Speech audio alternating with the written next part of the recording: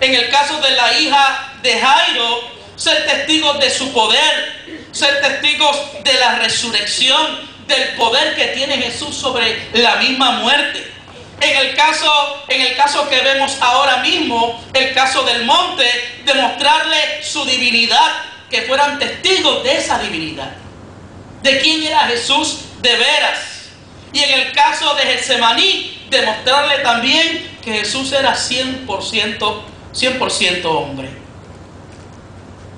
Así que estos hombres serían los testigos, serían los líderes de la iglesia primitiva, serían los encargados de esparcir o dispersar la semilla, serían los encargados de anunciar el reino de Dios. Y Jesús tenía que cerciorarse de que aquellos que le representaban tendrían la revelación completa de Él. Jesús no quería dejar dudas en sus corazones. Y tal vez los otros no estaban preparados para esta revelación. Jesús andaba con ellos, los conocía bien. La Biblia dice que Él conoce sus ovejas. Y Él sabe de qué patita cojea o cojeamos todos nosotros. Y la realidad, hermano, es que Dios no te va a dar revelación que tú no puedas entender, que tú no puedas comprender. Él no va a darte un cúmulo de información que en vez de aclararte las cosas, lo que hagan sea confundirte más.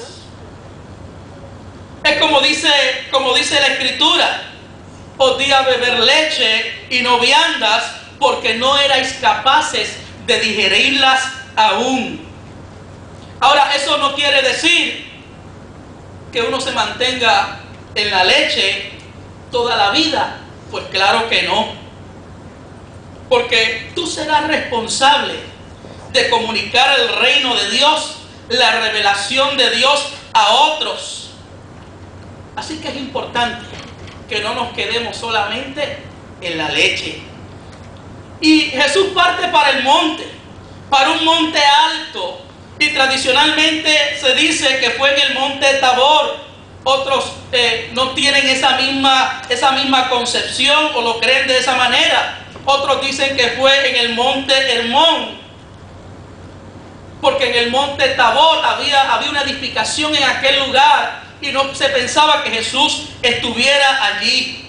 Y mire, el monte en la Biblia y en la vida de Jesús es significativo. El monte es el lugar de apartarse, es el lugar para encontrarse con Dios. El monte es el lugar de comunión, el monte es el lugar para recibir revelación. Lucas dice que fue al monte a orar. El monte es el lugar de consagración, es el lugar de experiencias con Dios. El monte es el lugar de la humillación. Fue precisamente en el monte, hermanos, donde los grandes hombres de Dios, los grandes hombres de la historia de Israel, tuvieron las más poderosas experiencias. Las experiencias que marcaron su vida. Y este relato más adelante nos habla de Elías y Moisés. Pero ellos mismos, al comienzo y desarrollo de su ministerio, mire, fueron marcados por momentos en el monte. Y yo creo que el llamado en esta mañana es a que subamos al monte. Porque un intercesor no es intercesor solamente en el colectivo, en la reunión de grupos. Un intercesor también lo es en la cámara secreta, en el monte con el Señor. Por ejemplo, en el caso de Moisés, cuando Dios se le revela a Moisés, se le revela en una zarza en el monte Horeb. Allí fue la primera experiencia de Moisés con Dios.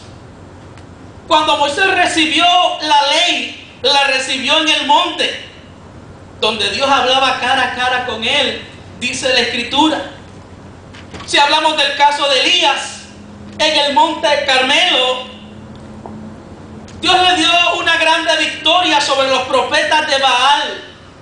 Fuego descendió allí del cielo y fue consumido el holocausto, Dios demostrando en el monte que cuando sus hijos claman a Él, Él responde.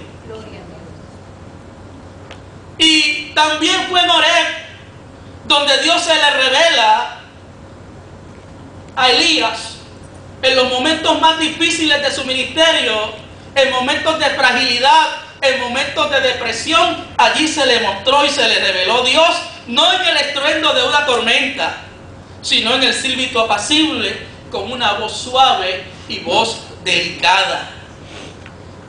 Nosotros también debemos ir al monte de la oración, de la intimidad, del retiro con Dios. Porque Dios también quiere hablar cara a cara con nosotros. Dios también quiere darnos experiencias que marquen nuestra vida. Es en el monte donde vivimos amoríos con Dios.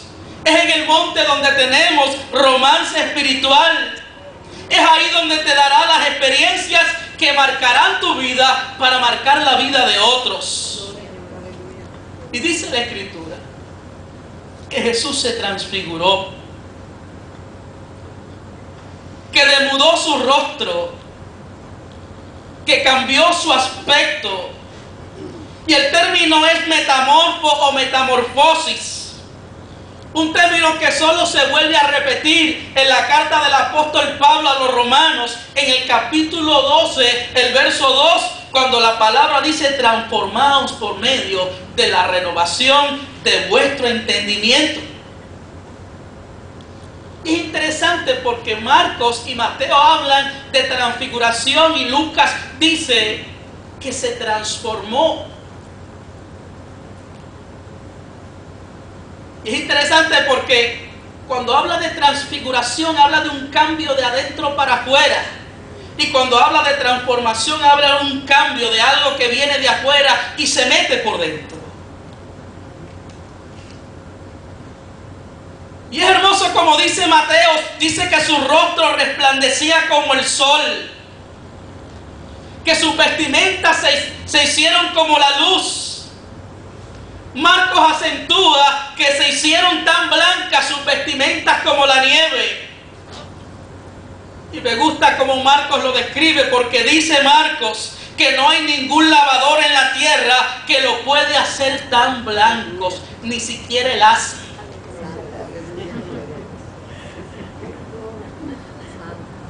Nada lo puede hacer tan blanco. La realidad es que nada limpia como la sangre de Cristo. La realidad es que nosotros también seremos partícipes de la experiencia de tener ropas resplandecientes. Y los discípulos eran testigos oculares por primera vez de su divinidad. Así que el Jesús que enfila su rostro para Jerusalén, para el sufrimiento, es un Jesús todopoderoso. Es un Jesús puro. Es un Jesús santo. Y su disposición de ir a sufrir no era muestra de debilidad, sino de fe, de autoridad, de coraje, de valor. Y a veces yo pienso que dentro de la fe nosotros queremos utilizar herramientas humanas para lograr propósitos eternos. Y a veces pienso que dentro de la fe la iglesia desvirtúa su función en querer con el mollero hacer cambios en la sociedad.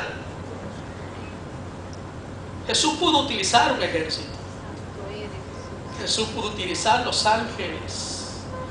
Pero nuestras rodillas son más poderosas que nuestras armas. Pero nuestra oración, nuestra intercesión tiene logros más extraordinarios, inclusive que levantar nuestra voz. Gracias, mi Dios. Aún en marchas.